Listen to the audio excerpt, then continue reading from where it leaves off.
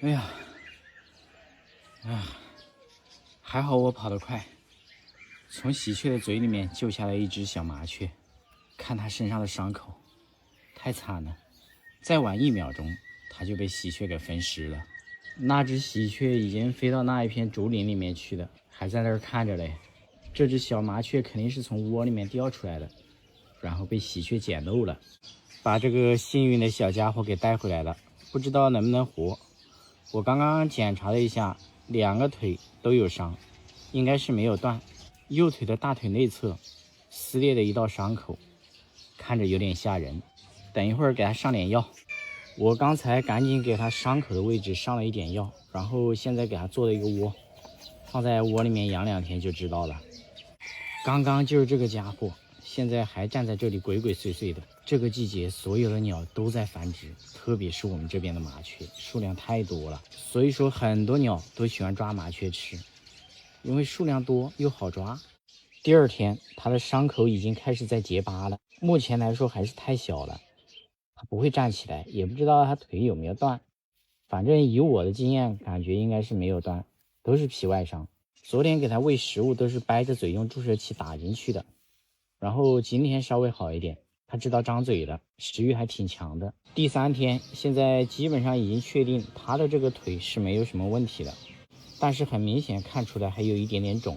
這家伙恢復的挺好的，今天你們看一下它的食慾特別強，餵的是小雞飼料加煮熟的雞蛋蛋黃，一次能吃好多，2個小時吃一次，每一次最少都是3口。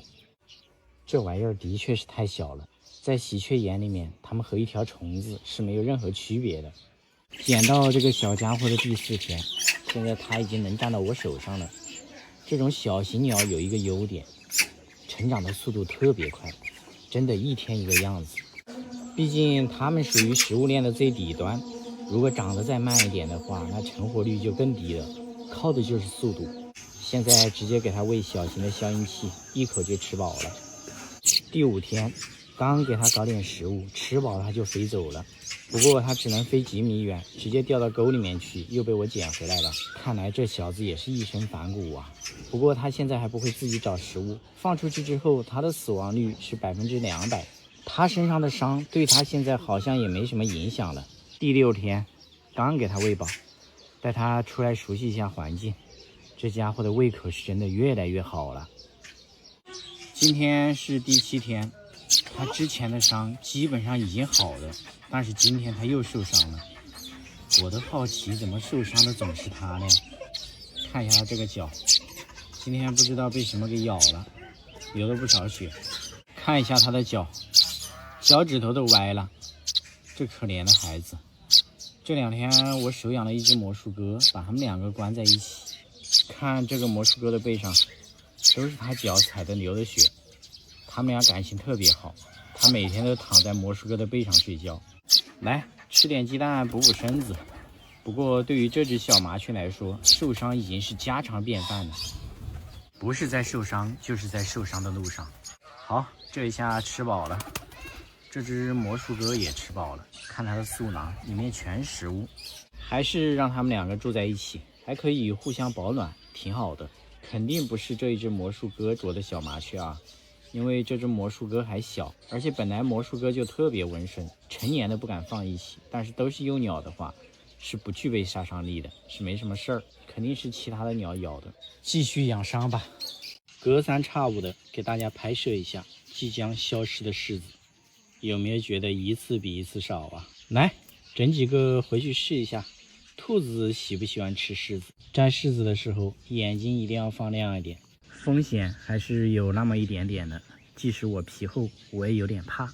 我正準備摘的時候，有一個柿子掉到地上來了，這種就是熟透了的，裡面是這個樣子，小鳥的最愛。我還是自己摘吧，剛那一個留給附近的野生鳥吃，我自己摘了3個。你的鼻子還挺灵的是吧？我剛摘完就飞過来了，自己不會去摘嗎？趕緊滾！在陽光的照耀下，這個柿子特別好看，但其實味道並不是特別好。放這裡，我去把兔子給帶過來。這個臉皮厚的也聞到味兒了，趕緊過來啃2口。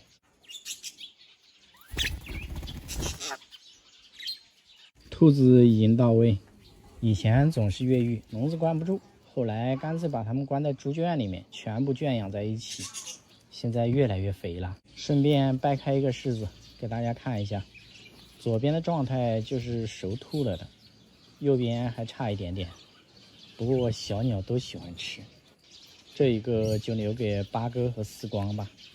給兔子放了一個柿子，它好像一點興趣都沒有，就聞了2下，咬了一口，然後看都不想看一眼。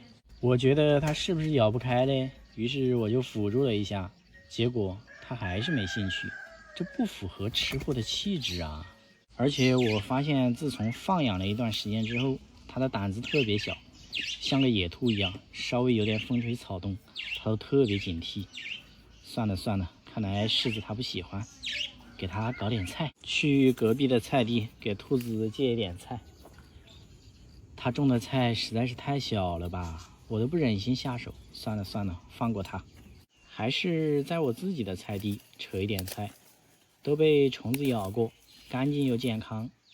小兄弟，如果這個菜叶你不吃，說明你不是不喜歡吃柿子，你只是不餓。他聞了2口，就大口大口的在吃菜葉，看來柿子的確不喜歡吃。好歹試一下別的口味啊！如果不是我幫你摘柿子，你這輩子怎麼可能吃到樹上的東西呢？是吧？事實證明，這個家伙的確是不喜歡吃柿子，菜葉還是挺喜歡吃的。這2片菜葉就賞給你了，回家之後分給你的兄弟姐妹們。你們這4個家伙是準備啃老是吧？剛我說給土花梅搞點面包蟲，結果這4個家伙一下就飛過來了，直接把那一只小土花梅給嚇飛了。我剛剛把1盒面包蟲都倒給他們了，還好，吃飽之後集體上樹吃柿子去了。還有幾只野八哥，這上面我已經分不清了，他們現在天天和野八哥混在一起。趁着這個功夫，趕緊找一下那一只小土花梅。看黃豆地裡面好多土花梅呀，我猜我的那一只應該不在裡面。哎，四光和八哥也飞到黄豆地裡面去了，正好，不要打擾我找土花梅。這幾個搅屎棍，我真的是越來越頭痛了。我已經發現它了，在這棵桂花樹裡面，找一下吧。在這裡發現它了，這家伙別人撿到給我送過來，到現在養了差不多2個月了，還不會自己找東西來。所以說今天一大早就把它放出來了，鍛鍊它一下。餓了就趕緊過來呀，食物都給你準備好了。我猜它又餓了一早上。因為這個季節本來食物就不好找了，而且它學習的速度特別慢，現在每次還等着我餵它呢。不過問題不大，隨着時間的推移，它慢慢的總會自己捕獵，只不過在這期間一定要小心流浪貓之類的。1號天敵呀，我把它從樹上給拐下來了，還等着我給它餵吃的呢，到現在還沒開始換羽毛，所以說在這個期間一定要給它增加營養，免得到時候營養不夠直接暴斃的。一段時間沒有給它挠癢癢了，可這手法還是這麼熟練，它還是这麼喜歡，很享受。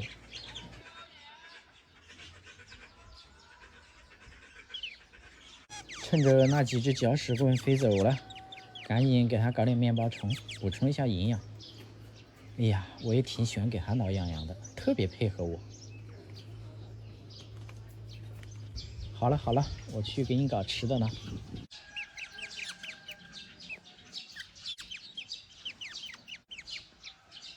放地上你自己吃吧，免得你總是讓我餵你。一口氣吃了7條面包蟲，還沒吃飽嘞。吃完了等一會兒給你拿吧，已經沒有了。這個鑷子真的是多功能的，可以給它餵食物，也可以給它按摩。不過還是沒有我手舒服吧。等一會兒再給它拿一點面包蟲，根本沒吃飽啊。這家伙是今年尾窩的，預計最近直接給它放生有點不現實。等它一邊換羽毛一邊野化。我去找一下那幾隻搅屎棍，就剩它一個還在這裡吃柿子。我估計其他的幾隻和野八哥一起飛到別的地方去的，也挺好的。最近飛得越來越遠了。我正準備回家帶大家看一下雞哥，結果被一只貓窮追不捨，這一只貓小的時候正好是暑假，一幫小朋友天天和它玩，導致它現在餓了，見到誰都追。但是追我沒用啊，我最不喜歡貓了，沒給它吃的跑了。走回家。你們兩個也注意安全啊，傻乎乎的樣子。帶大家看一下雞哥，看雞哥正在這裡發呆。最近因為你沒有出鏡，所以網傳你已經被我給下鍋了。來，你證明一下你還活着在。這不是標本啊，還是活的，只是喜歡發呆，不願意動，僅此而已。因為現在過了發情期，所以它也不喜歡叫，背景裡面很少聽到它的叫聲，也很正常。我們在這裡蹲守一會兒，看它叫不叫。還是挺給我面子的啊！我在這裡逗了它一會兒，就開始了。雖然說聽起來不是很高興，但是還是叫了2嗓子。現在一天能聽到它叫1次就已經不錯了。就是過了季節之後，它不願意動了，有的時候能站在一個地方站幾個小時，一動不動。強行把它捆綁出來了，看它這個頭動得特別機械，看着像假的一樣。你再動一下。我把雞哥放到手上之後，也不知道狗子高興個啥，在旁邊不停地摆尾巴。你們也玩不到一塊去啊，你激動個啥呀？雞哥現在对什麼都沒興趣，除了把它放到地上，他特別高興。而且他的智商現在已經明顯下降了。如果他跑到沒有泥的地方，就像視頻剛剛開始的樣子，就站那裡也不動了，待幾個小時。這是我強行把他帶到菜地裡面來的，然後他的狀態馬上就發生了變化。主要是現在菜地裡面都撒種子了，所以說不能让他一直在菜地裡面這麼玩，菜都白種了。最近這小伙子的顏值也是越来越低啊，尾巴又掉光了，2次換羽毛真不容易，質量不好的羽毛都換掉了。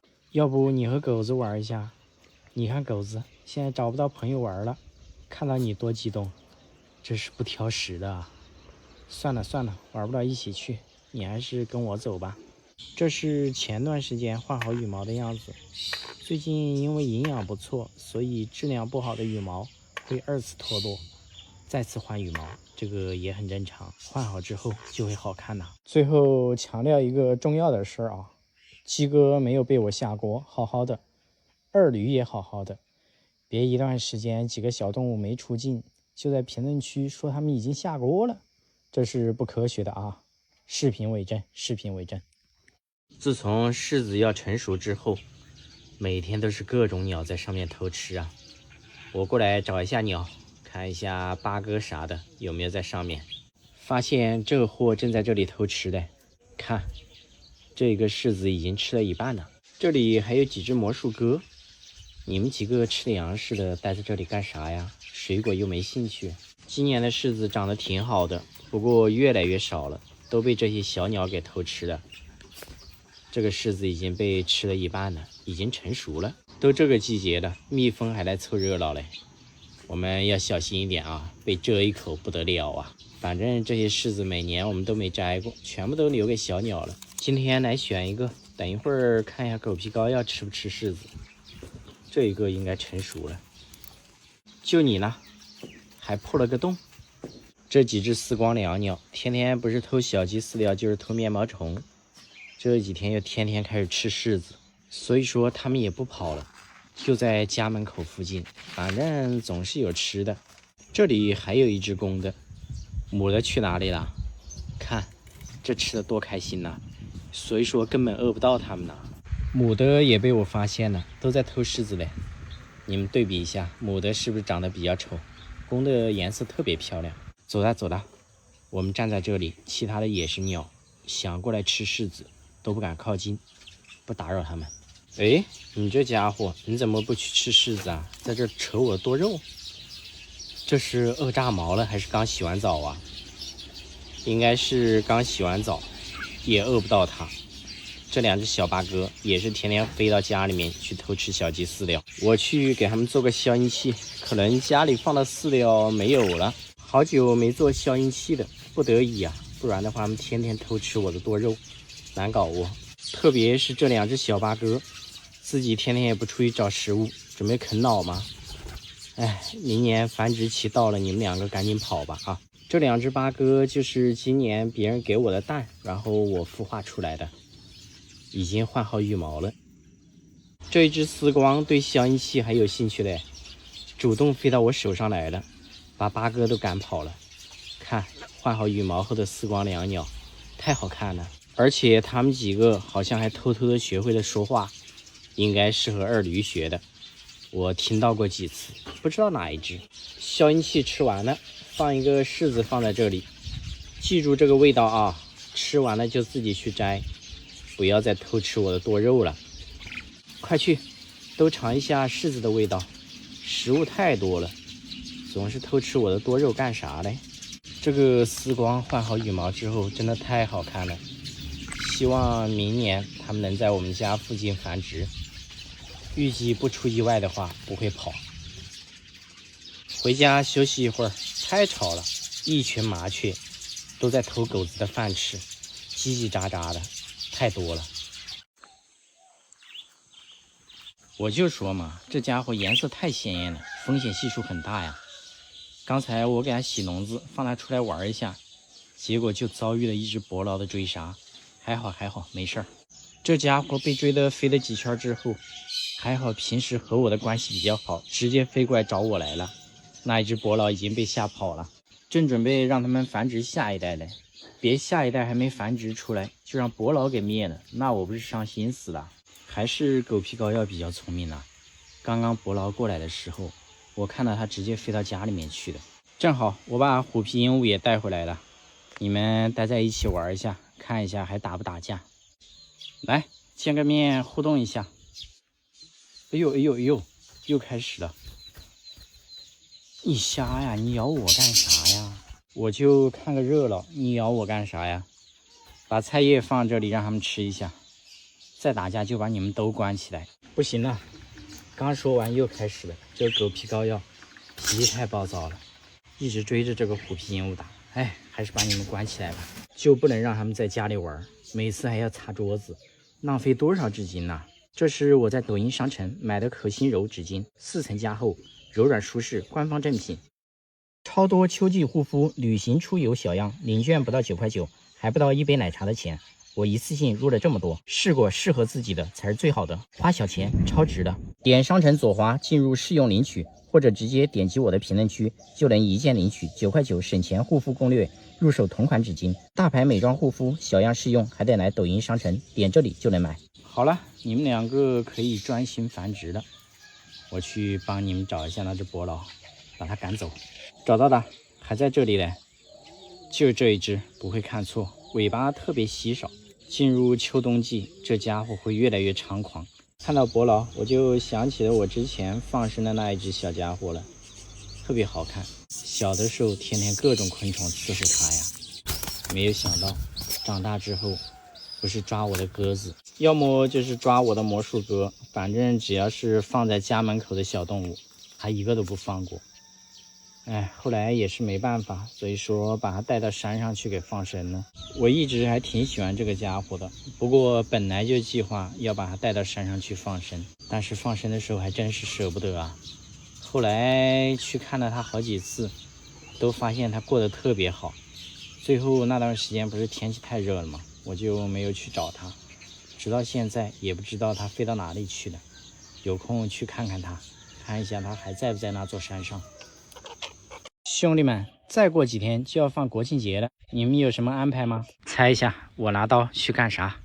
這不，國慶放假哪裡人都多，所以說嘞，我準備去山上砍一根竹子，做一根魚竿，沒事兒在河裡面釣釣魚，多省心吶！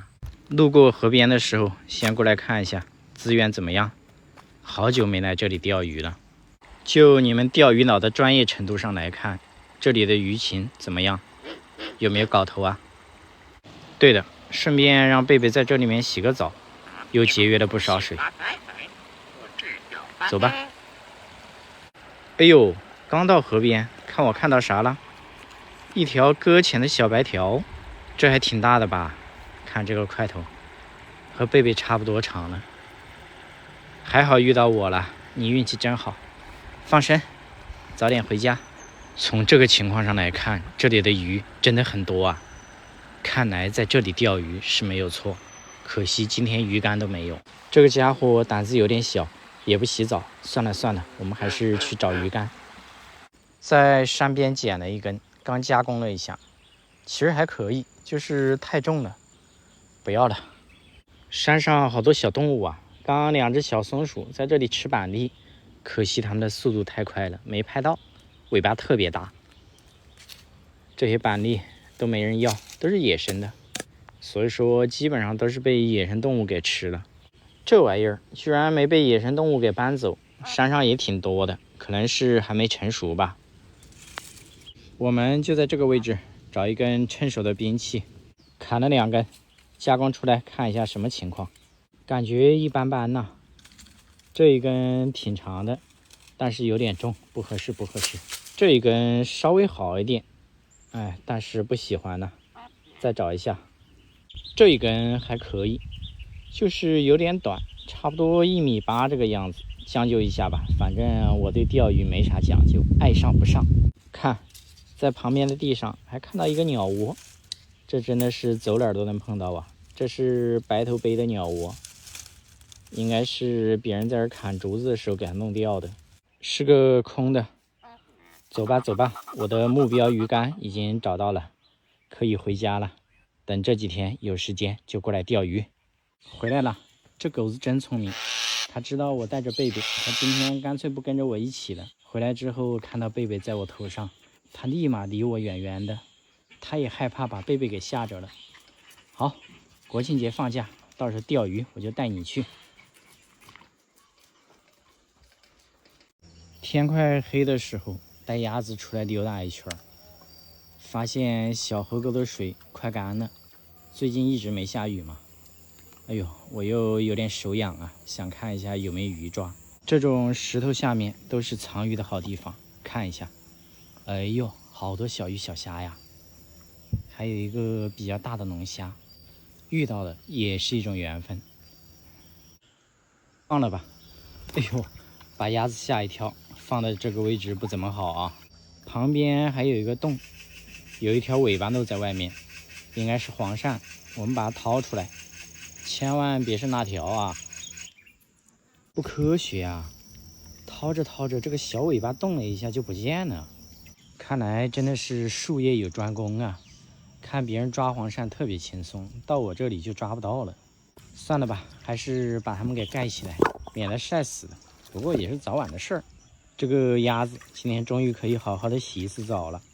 我們這邊已經很久沒有水了，所以說洗澡都是一種奢侈。我又掰開了一個石頭，剛才有4、5條小黃鱔，一只大龍蝦，我手不能丟啊，扶着在。今天也不抓它們，看看就好。這個石板還是給它們蓋起來，以免被天敵發現。這只鴨子也有一段時間沒有和它培養感情了。還行吧，一直跟在我腳後面。自己去玩吧，我再看一下有沒有啥其他的魚。看這裡，好多白鷺的糞便，所以說這個地方看得到的魚，基本上都被白鷺給吃光了。每天可能有幾十只白鷺都聚集在這裡，這些魚也挺遭殃的，不是被曬死，就是被白鷺給吃掉。泥鰍的生命力真的特別頑強。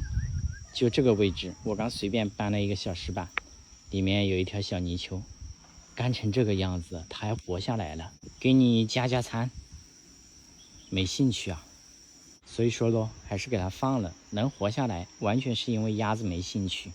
看這個位置，以前也是一個大水坑，你們猜一下下面有沒有藏魚？乾成這個樣子了，應該不可能有魚吧？小石頭掰開看一下，沒有。我有一種預感，這個袋子下面一定有貨。掰開看一下，哎，看，這是啥？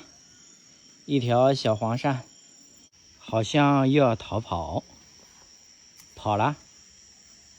這邊還有一條，伸手就跑了。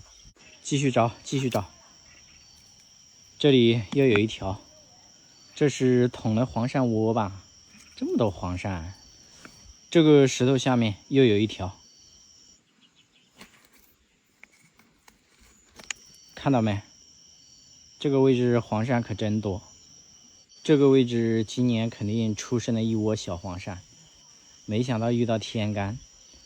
哎呀，讓你们聽天由命吧。這下面應該還有一點點水，如果這幾天下雨的話，它們就沒啥事兒。還是把它們的環境給還原，擋一下太陽，擋一下天敵，剩下的就靠它們自己了。這個小坑裡面，剛剛我看到好多魚啊，明天早上可能就要成為白鷺的早餐。你們兩個注意安全啊，小心有蛇。鴨子好像跟過來了，在這裡再看一下，我怎麼感覺隨便一個石縫下面都有貨啊？掰開，哎，這是什麼啊？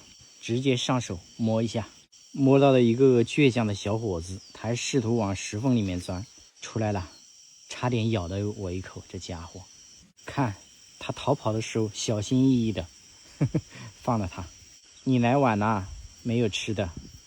我們最後再搬一塊石頭，不看了啊，看一下有啥。又是一條小黃鱔，這真的是捅到黃鱔窩了，到處都是。不知道有沒有人和我一樣，只要是看到這種小水坑，都想看一下裡面有什麼魚。反正也不是為了抓它們，也不是為了吃，純屬好奇，看看而已。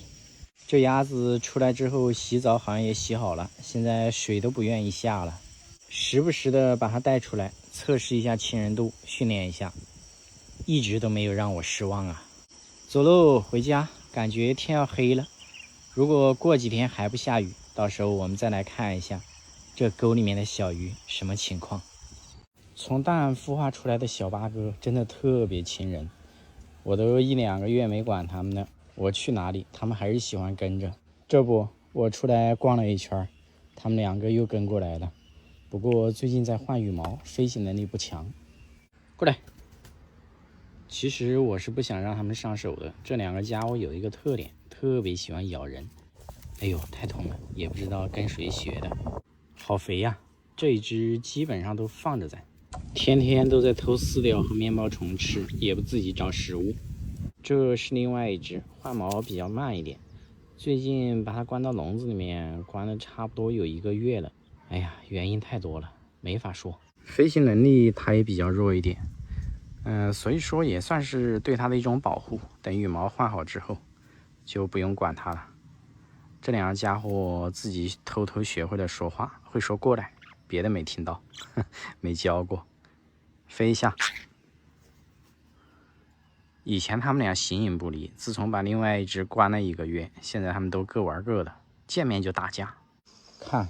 剛剛逛到這裡，別人正在澆花嘞，他們2個估計渴了，也不客氣啊，直接飛過去就開始喝水。有一隻還試圖進桶裡面洗澡。羽毛換好之後，到明年春季要進行野化訓練了。走了，去別的地方。等到時候他們和野生的八哥多混一段時間就好了。然後你們看一下啊，我到田裡面來了。我圍着這個玉米杆轉圈圈，他們2個一直跟着轉，追着我，就怕我把他們給丟了。今天這麼親人，我覺得有點反常。等一會兒回去看一下，是不是麵包蟲吃完了。這圍着這裡轉，再轉2圈，我覺得我可能都要轉暈了。走了，回去。剛還給他們抓了幾個螞蚱，我回去看一下到底什麼情況。今天這麼親人，回來之後一看，的確是放的麵包蟲都被他們吃完了，然後昨天買回來的麵包蟲還沒拆開嘞，他們吃不到，難怪這麼親人。但是也難不到他們哦，就一會兒的功夫，袋子就被他們啄破了，開始在吃了。好吧，從現在開始有吃的，又不會理我了。總之吧，這些家伙就是誰能給他提供食物，他就跟誰好，其實一點感情都不講。要說有感情，也就貝貝對我是真愛。他的羽毛也換好了，一出來把2隻小八哥都嚇跑了，每次出來都要暴揍他們一頓，所以說現在已經怕他了。前段時間大家都說他醜嘞，現在不醜了吧？而且這個羽毛還沒有徹底換好，鳳冠還會再高一點，再等幾天就差不多了。就他是真愛呀，也不咬人，也不問我要吃的，特別棒。